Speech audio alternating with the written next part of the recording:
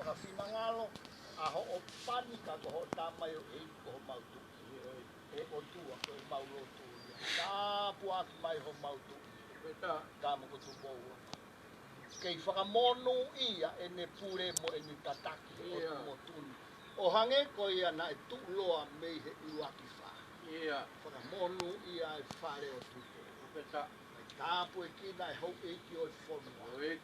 Vai tāpu e kina e pare mea mo e hau eiki minista o e kapi.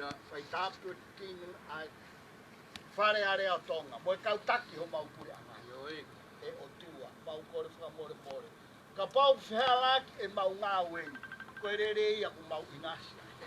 Whai e koe hono whakatoni, whai e koe ho mau whakataka. He wikai mangalo ia ki mau tonu. Ho o wheina ho mau uaki wha. Rea ke whai ai ia ke ia, tāma ku sāstu o uaki. Ngahi le rei o ku ikai ngalo ia he tō tangata ki he tō tangata o tō. O ke he e mau kei o wheina ho mau tuka o pani. Hange koia ingai e mau ke he ki o atara. Eiki whakamore more, tari e lotu ai kau wai mai. Mana tua, manawa ai kau wanga hawa. Lotu ia mo e mau whakaputaki.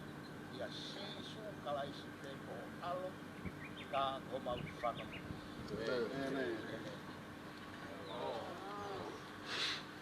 Malo atu ke tandai pasti malo. Loku lelei taki aki ai yo wau no koni. Pai ke tau ke paloloa, o yo ku mo tina. Ke boloto ke lawa pe ai pes ka os. Ko tau tangi. Ka do kopa. O mo mai ke te mautoro ka kai te tau tu hau. Aho owi. Ko mahu inga ke fakapapafo e mau pili. Ke ko mau tari korau. Ko loto hanga maari. O tuku pā, o pou ka kato. Ke mātu aki whakapotopoto e mau pili. E kei mālunga ai lelei whakalukua ai kakai mo e whonua. Ko mau tau tapa ke la mālunga taha e whonua ko ka nisku tone Tonga. Mo e mawhai o whakia te pukrikweke ko nisku tone. Ai au pehendi whano rea. Ko e pili lahi anga maheni. Kupsi uruaki. Ko pau ke anga maheni hana fakahoko ai ngahi pili ma ai kotoa o e kau Fakafofonga.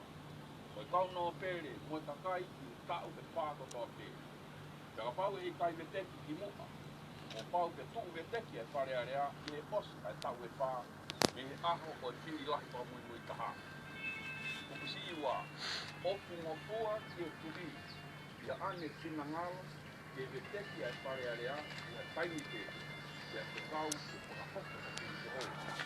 Kupsi tolu. Ka pau ko veteki e turi ai whare area. Pe o ngāue a kupsi uaki. O pau ke tui hiri te maino aki uesia o e whare area. Ke tua tuu ha aho. Ke hiri lahi. Ke whina ngalo le reia e Afiona. Kai le teki e whare area. Pe a ui rewa hiri lahi po o. Ai kau Fakafofonga o e whare area. He kongore ai whalawa ai kai te tau ki pau. Me pure aha mo e whare area loa tonga. O kau mo ua. O toa kia te nau tolu ki pohiri. Fakafonga pe taha e malawa i ke tutonga tau mo ua ko ia. Tau ngawe i le rei ai ahoni. Ke mo ua mai a taha ule te ki tau tō. O mau kua tau ange te tolonga. O tūroa a hamo he ako mo hono whare. Ke kei hoko ai nau pure ko whailonga o merino tūroa. O kei faka'apa'apa i mo ngeia ia ai hawa tonga o tukutuku. O mau tolo ma whakamoni ki ngoa i lalo ni. Popo ka kako, i takano, ka veinga mo i taumua o i tau tangini. I ua mo fakapapafo mo oni.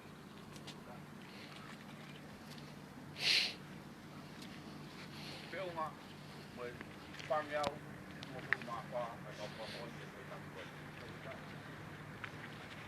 Ko kore, i e whakamari koe ni, ke wawa te ko ui koe, te mau peni ko tutu te tenia ngawe, so tō tolu peo ki e mau. Ke rawa te pia mo e tataiki, ko te kau ma ai sea, kau o waki e.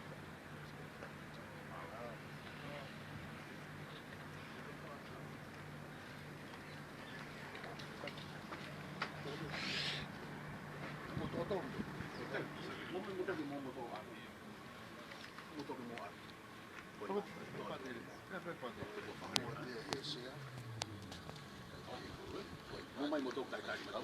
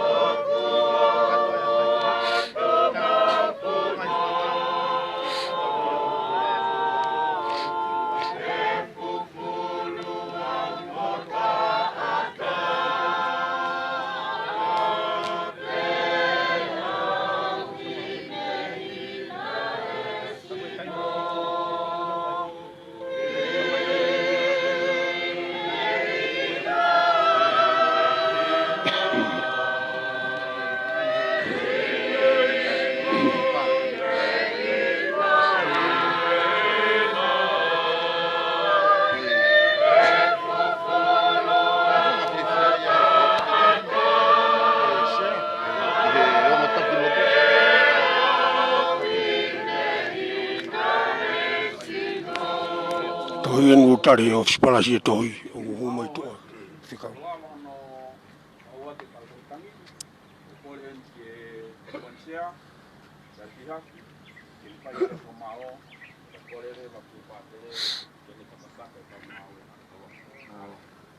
Kai ko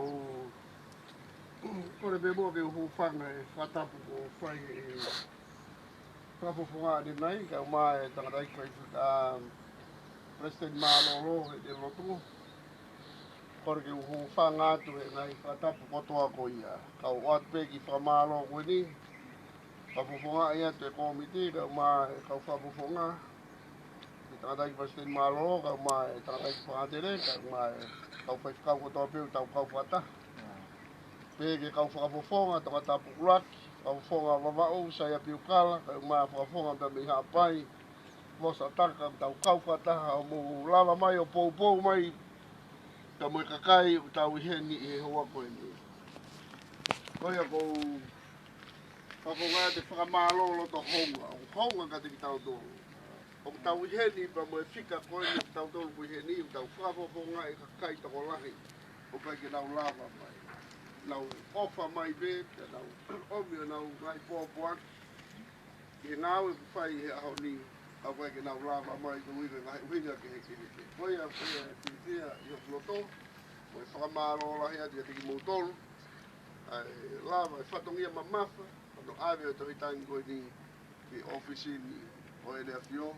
Ane koe a koe mou mea ki ai. Koe a pe whamalo. Opa lahi ati a tiki moutolu. Whamanata ta vai ni ai fia. Pēra maari ko ni o ange tangata i whātere ki whātau. Whaosi e tau pio ia la mālo. Lord, e mau atamai o kun he mani. Tāpu ha ho huapā. I hopa mai ho pureanga. I whai ho whinangalo i mamani. O hange ko i he mani. Fuaki mai he aho ni ha mau mea kai whaa.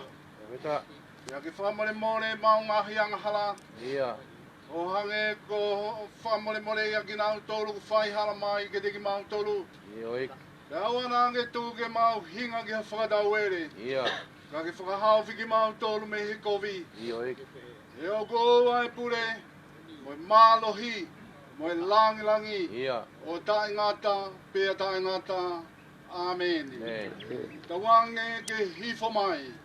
Ki e nā whiwhio. Kai o maa whoki aho mau whonuani e tāpuaki ai o tua mafi. Tāpiki nai pe ai hao whanga koeni. Mo e kawe i ngai hoa koeni. Hoa nā whai ko mau loto eiki.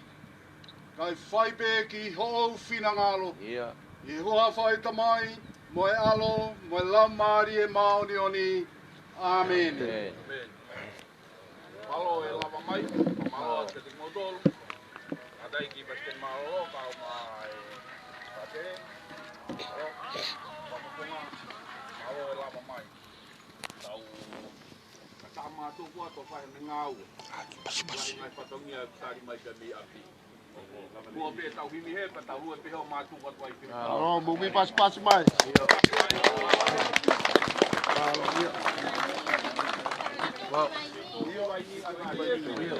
O kua e se atange e o koto o aki o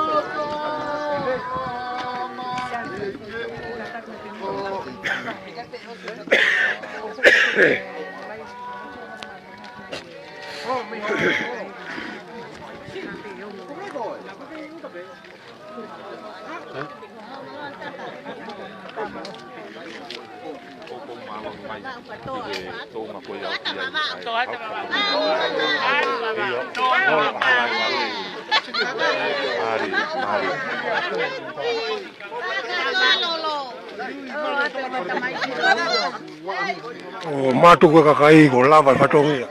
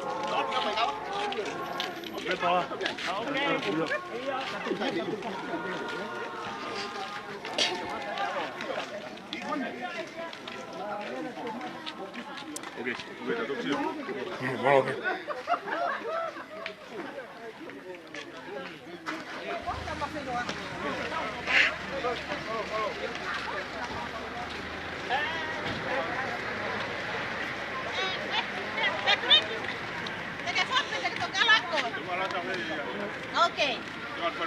Io, tanto zio. Non siamo fiati, vai qui.